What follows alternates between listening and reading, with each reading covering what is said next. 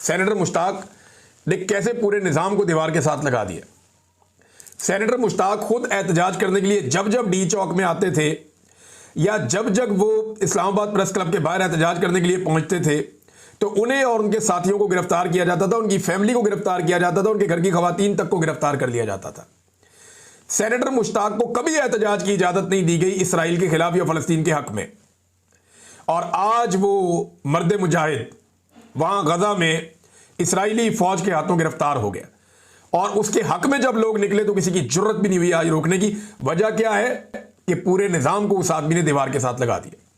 उसने साबित किया और पूरे पाकिस्तान की हमदर्दियां उसने समेट ली। उसने जाकर 25 करोड़ का मुकदमा अकेले लड़ा है। 100 जर्नैल मिलकर वो नहीं कर सके जो अकेला सेनेटर मुश्ताक कर गया।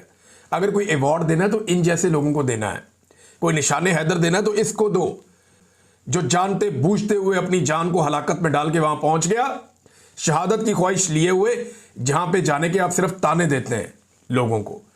तो सेनेटर मुश्ताक के लिए वहां पे बहुत बड़ी तादाद में लोग निकले, लोगों ने एहतजाज किया क्योंकि स्मूथ फ्लोटिला के ऊपर जो अटैक किया इसराइल ने और उन्होंने पकड़ लिया बहुत सारे जो लोग इमदादी कारकुन जा रहे थे उन्हें, तो पूरे यूरोप के अंदर मुख्तलिफ मुल्कों में एहतजाज हो रहे हैं।